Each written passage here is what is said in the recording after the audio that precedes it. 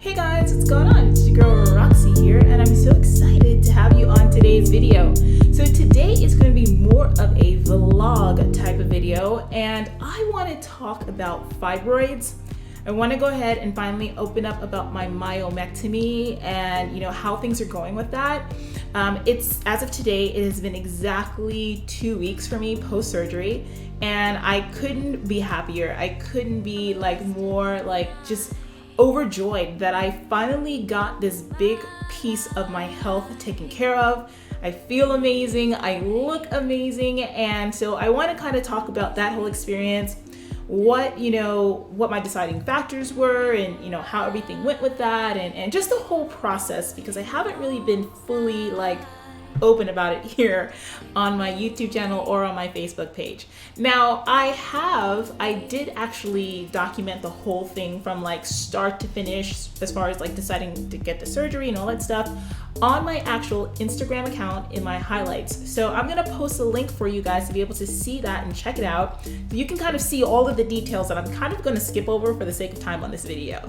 For those of you that are meeting me for the very first time, my name is Roxy Beckles, and I am a fitness professional who has been in the industry for over 21 years. And it's my passion to help women in their 30s, 40s, 50s, and beyond to find, to rediscover who they are, to rewrite their stories, and to transform their bodies, and to do it all through fitness. So let's go ahead and jump right in. So I guess I should go back to this whole thing about the fibroid, how I found out that I had it, how it came about, and all that stuff.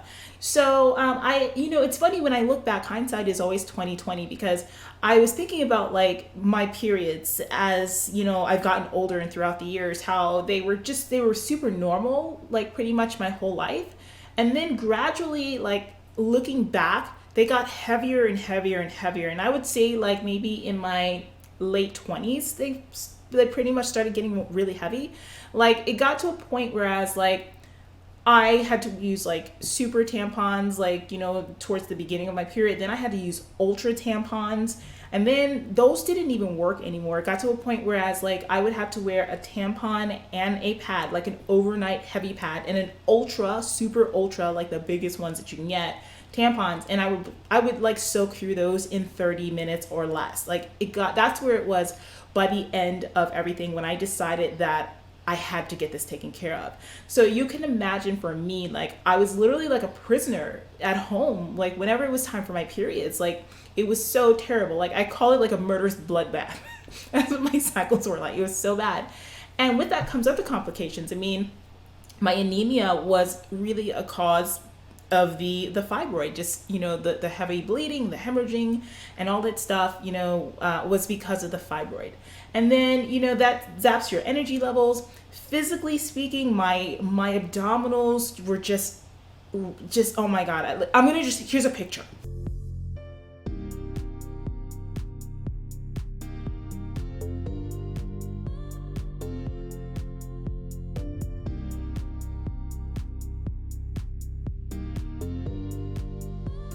So that's what I was dealing with. I was literally dealing with my abdominals being just so swollen, my lower belly.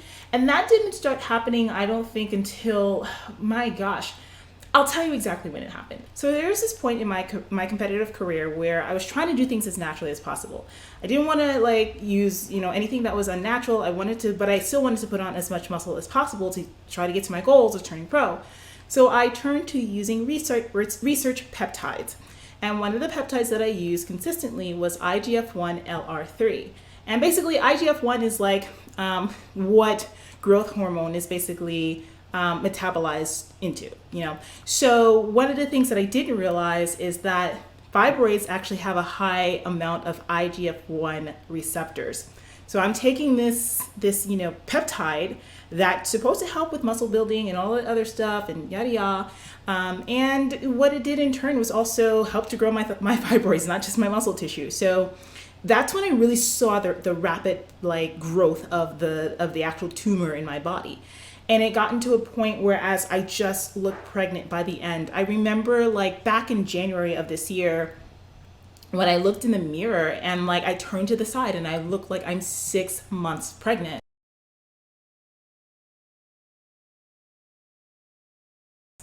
And actually, when they took it out, they found out that when they weighed it, it was 700 grams. So it's about 1.5 pounds.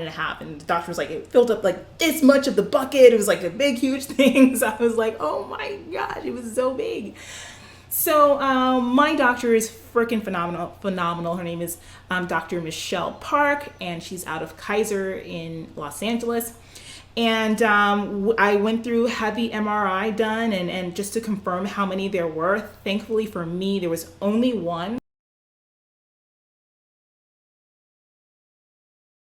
So we decided like right away, both of my doctors immediately said that you're a candidate for doing a myomectomy. They did not recommend a hysterectomy. And I know a lot of women out there are afraid that like, okay, if you know, they've had doctors actually tell them that the only way you can take care of your fibroids is by having a hysterectomy. And for me, maintaining my fertility is important. Even though I don't know if I'm going to have children, I don't know, like, you know, I'm not rushing to do it, but I'm turning 39 this year. So yeah. But if I ever did want to have kids, that was something that was important to me. So maintaining and preserving my my ovaries and everything like that, and my uterus was, I mean, that was not even like a question. It had happened.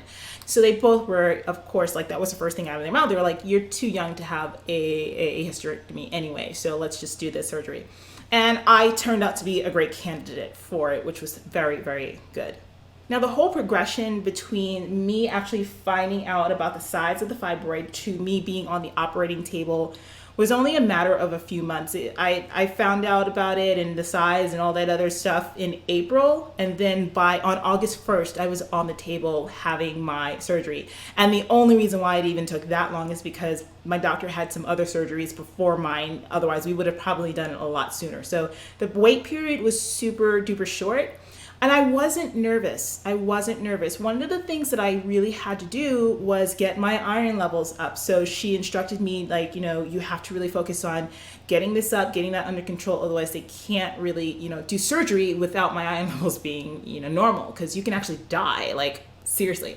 So we were happy to see that by the time I got to my pre-op, that everything was all good and I was really set to go. So the day of the surgery was pretty uneventful, to tell you the truth. I wasn't nervous, and this was an outpatient procedure, so I got there. There was some waiting around, of course. I didn't get seen right away. I had to get to the hospital around 10 a.m. I don't think they started the surgery until maybe about 2:30 or 3 o'clock or so. But I was just chilling, you know, and they wheeled me into the operating room, and that's the only thing I remember. They had some music going. I was like, oh, don't turn off the music. I like that. I was like, play some Prince. And my doctor was like, I love Prince. I was like, yeah. And then I was out, child. I don't remember nothing. They put me out. And then I came to, and I was in the recovery room. And so I got to go home that night.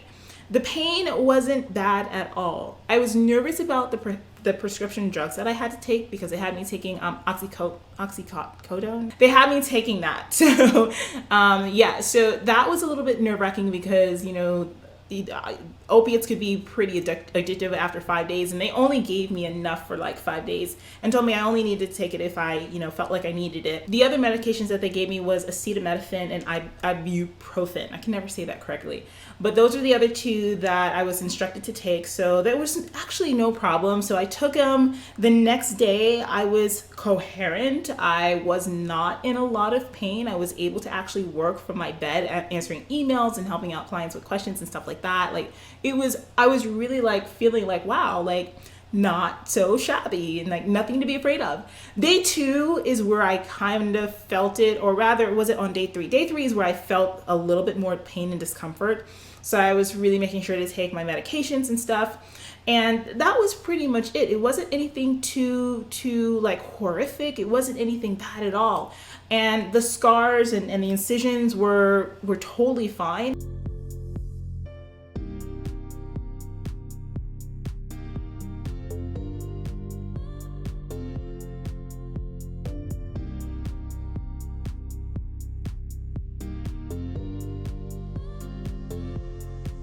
So I'm healing. I feel good. I feel amazing. I have my body back. And that is the thing that's like makes me like so emotional, like, because I felt so uncomfortable in my skin. Like, I felt like when I had that fibroid, I looked at myself and I just hated what I saw in the mirror. It was just like, And I knew it wasn't body fat. It wasn't anything that I can actually do about it. Like, the only thing I could do was have a surgery to have the shit removed.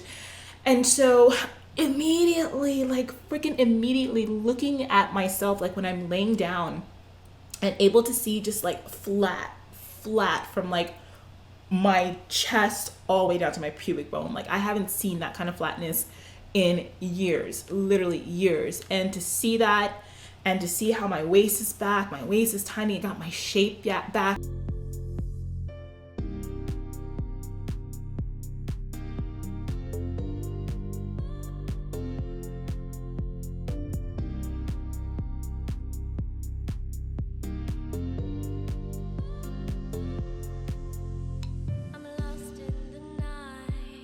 I have more energy, my clothes fit better, and I actually ended up losing a couple of pounds. Like I was mostly hanging around 163.5. I was 170 on the day of surgery.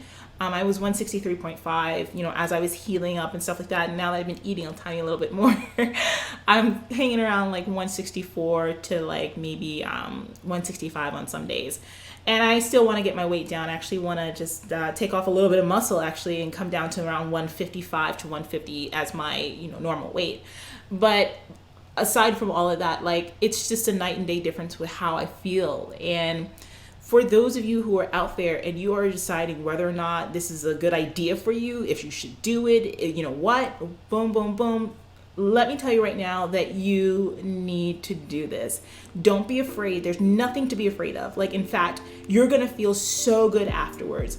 You know, just do your research and make sure that you're choosing the right procedure. I mean, there are other methods to take care of fibroids. For me, I just wanted it out. And the good thing is that I only had one. Some women are dealing with other, you know, a larger amount of fibroids. For me, because I have that one, the likelihood of another one growing back is very slim. But for those who have like several, you have a bigger decision to make. But I would say if you're looking online right now and you're trying to figure out if doing a myomectomy is right for you and what to expect, it's not going to be that bad. It's not at all. And you're going to feel amazing afterwards. And as my body continues to heal, I'm making sure that, you know, my blood levels are where they need to be with my iron and stuff like that. Already I feel so much better. I'm keeping a closer eye on my hormones as well, because hormonal imbalances is what can cause the growth of fibroids and stuff. So we're going to be doing some tests a little bit later on, because I need to, you know, my body still needs to regulate after the surgery to be able to see where my, you know, sex hormones are. So that's it. It's been a long journey, a long ride, and I am just so happy that it's over and that I feel like I have a new lease on life, a new page, and a new opportunity to just keep this glow up thing that I have going on. So anyway, so that's my story, and I'm sticking to it. Hey, listen, if you like this stuff that I had to share today and you want to get some more daily motivation and other things to help you to become your absolute best through your fitness and taking control of your health, make sure that you get onto my email list. Go to rockstarfitness.com, roxstarfitness.com/email list. Go ahead and stay connected with me, and let me go ahead and share some of my passion for fitness with you. Thank you so much for joining me. I'll talk to you soon. Bye-bye.